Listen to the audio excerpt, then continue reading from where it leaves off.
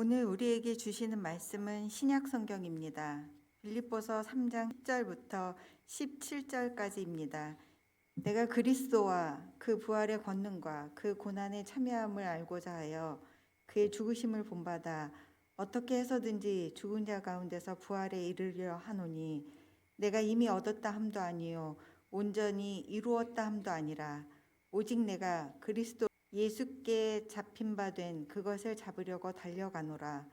형제들아, 나는 아직 내가 잡은 줄로 여기지 아니하고 오직 한 일, 즉 뒤에 있는 것은 잊어버리고 앞에 있는 것을 잡으려고 표대를 향하여 그리스도 예수 안에서 하나님이 위에서 부르신 부름의 상을 위하여 달려가노라.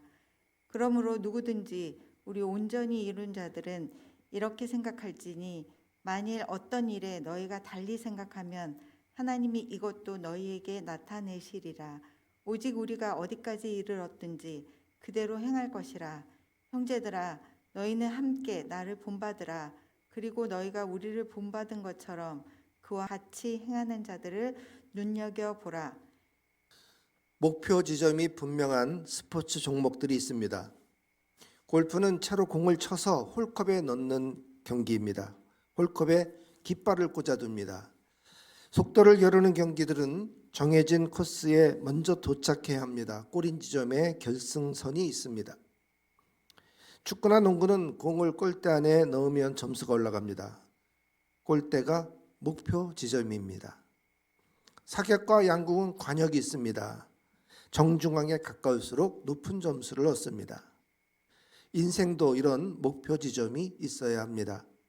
왜 사는지를 알아야 그 다음에 어떻게 살아야 될지 정해집니다. 다른 동물들이 사는 목적은 단 한 가지죠. 바로 번식입니다. 하나님께서는 인간을 만들고 인간에게만 5가지 복을 주셨습니다.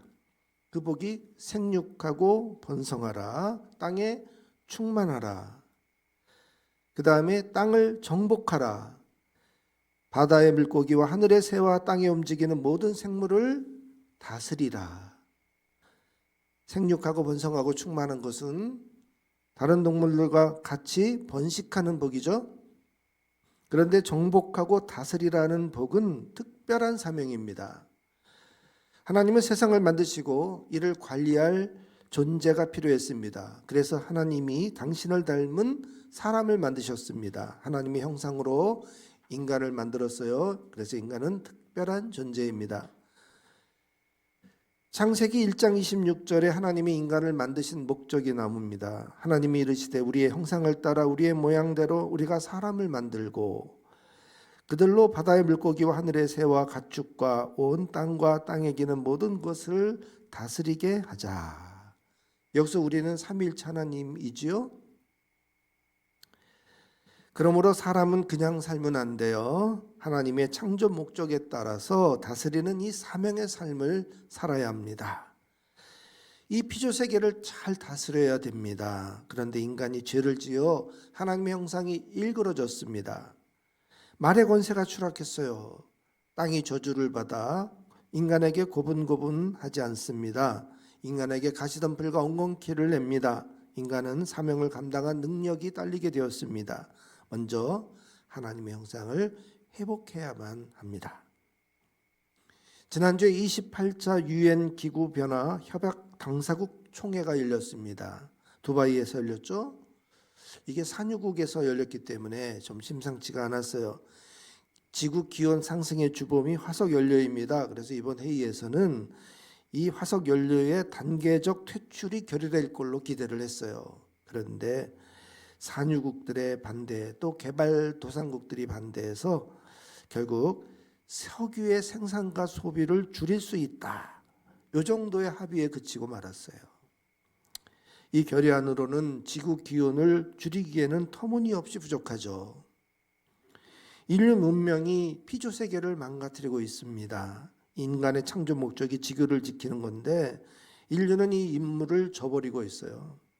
망가져가는 이 지구를 되돌려야만 합니다. 참으로 미래는 안타깝습니다. 이게 제대로 될지 너무나 불확실합니다. 하나님의 형상을 잃어버린 최악의 증세가 바로 죽음이에요. 이 선악을 알게 하는 나무 열매를 먹으면 정령 죽으리라 했거든요. 이 죄와 사망의 문제를 해결하기 위해서 예수님이 오셨습니다. 예수님이 우리의 죄를 지고 십자가에서 대신 죽으셨어요. 이것으로 우리가 죽지 않게 되었어요. 그러나 이 혜택과 은혜를 누리려면 반드시 이 예수님의 십자가의 은혜를 믿어야 합니다. 예수님을 믿어야 됩니다. 예수님이 나의 구주이심을, 우리의 구주 되심을 믿어야 됩니다. 여러분, 예수님이 나의 구주이심을 믿습니까? 제가 설교하다 가끔 여러분들의 신앙 고백을 받아낼 때가 있어요. 그럴 때 크게 아멘 하세요. 그때마다 믿음이 더 자랍니다. 믿음이 더 굳세집니다. 여러분, 예수님이 나의 구주이심을 믿습니까? 본문은 사도 바울의 인생 좌우명입니다. 바울은 평생 복음을 전하며 살았습니다. 왜냐하면 바울의 인생의 목적이 부름의 상이었기 때문에 14절에 표대를 향하여 그리스도 예수 안에서 하나님이 위에서 부르신 부름의 상을 위하여 달려가노라. 바울의 인생의 표대는 하나님이 위에서 부르신 부름의 상입니다. 스포츠 선수들은 승리를 위해서 경기하죠. 최종 우승해서 메달을 따는 게 목적입니다. 바울도 부름의 상을 위해서 달렸어요.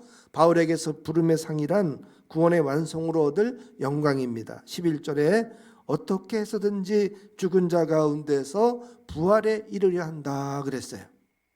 죄로 얻은 최악의 증세인 죽음을 이기고 부활의 영광에 이르는 게 바울의 인생 목적이었다는 거예요. 목적이 분명해지면 그 다음에는 어떻게 살아야 될지, 그 목적에 도달할지를 생각하게 됩니다.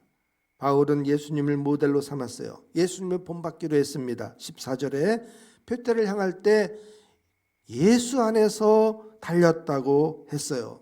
또 10절을 봐도 예수님의 두 가지를 본받았는데, 첫째는 예수님의 부활의 권능, 그리고 둘째는 십자가의 고난입니다.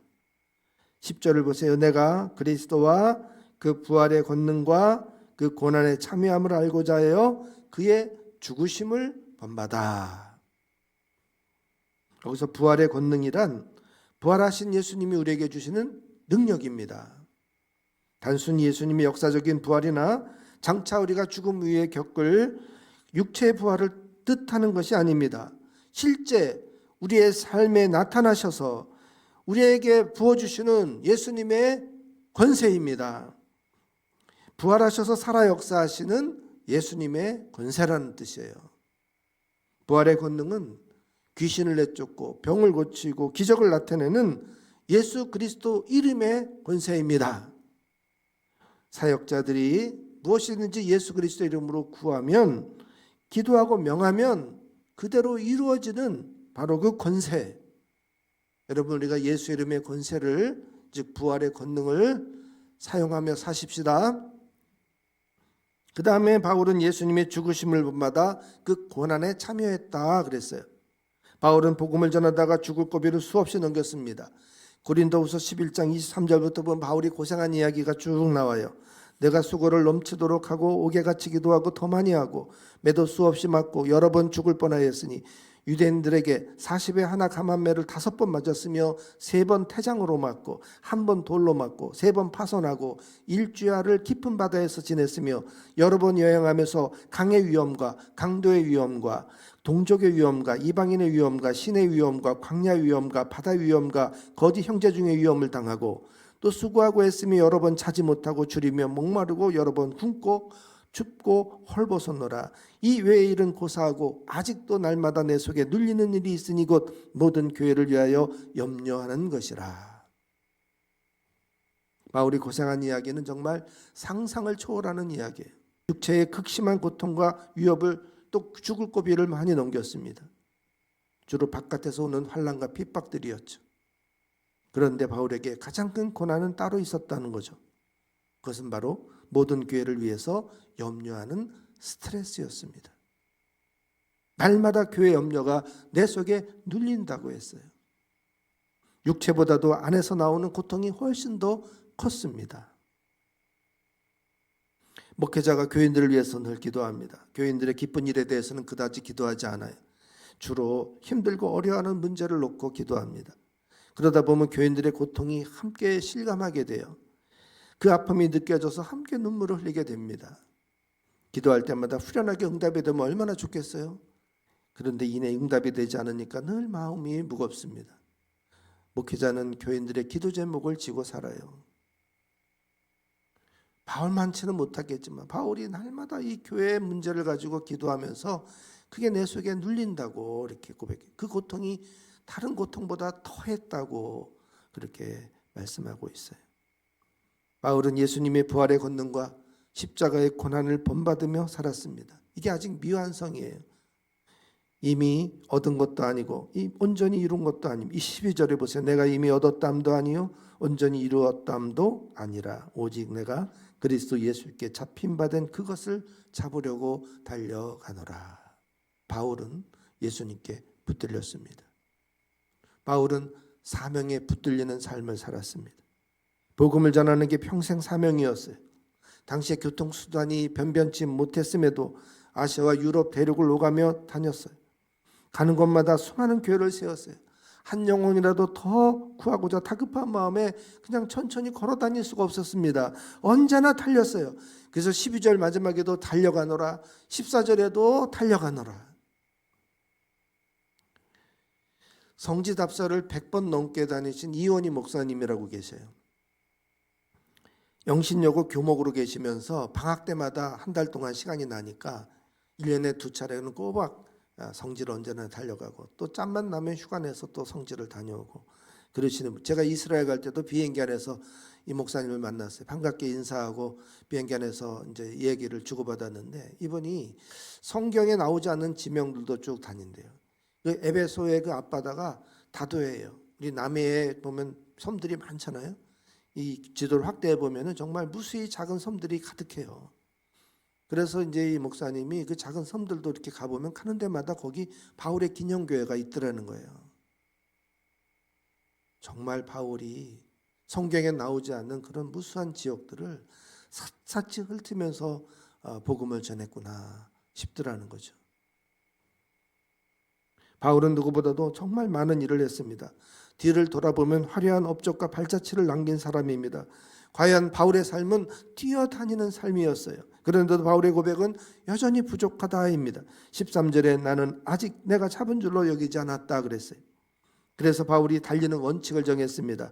오직 한 일, 뒤에 있는 것은 잊어버리고 앞에 있는 것을 잡으려고 표대를 향하여 달려가노라. 달리기 선수가 뒤를 돌아보면 안 되죠. 멈칫하는 순간 뒤떨어져요.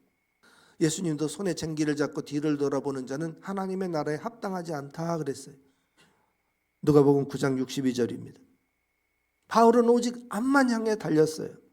바울의 표대는 예수 그리스도입니다. 바울은 뒤를 돌아보지 않았습니다. 성취감에 취해 자만이 싹틀까 염려했기 때문이죠. 바울은 화려한 경력을 버렸습니다. 바울은 혈통과 신분과 자랑거리들을 배설물로 여긴다고 그랬어요. 다 버리고 다 내려놓고 복음의 사명만 위해서 뛰었습니다. 오직 예수님과 십자가만 알고 전했습니다. 이제 우리는 말씀 앞에 적용합시다. 하나님의 계획에 내가 맞게 살고 있습니까? 하나님의 목적이 세상 구원이라면 나의 목적도 그와 같아야죠. 그렇다고 우리 모두가 전도자가 되고 목사가 될 수는 없습니다. 그래서 우선은 내 소원이 무엇인가를 찾아보십시다. 하나님이 내 생각을 무시하고 내 소원을 무시하고 전적으로 당신의 뜻만 밀어붙이는 그런 분은 아니죠. 우리는 각각 독특하게 맞춤 설계된 하나님의 작품들입니다. 그래서 내가 음악을 좋아할 수도 있고 또 병든 환자를 돌보기나 또는 행정이나 상담이나 자기 분야에 독특하게 참 하면 즐거운 일이 있을 거예요. 거기에 맞춰서 내 능력과 흥미에 맞는 사명을 찾으면 됩니다. 지금까지 잘못 살았다고 이걸 다 뒤로 물리고 다시 시작해야 하나요?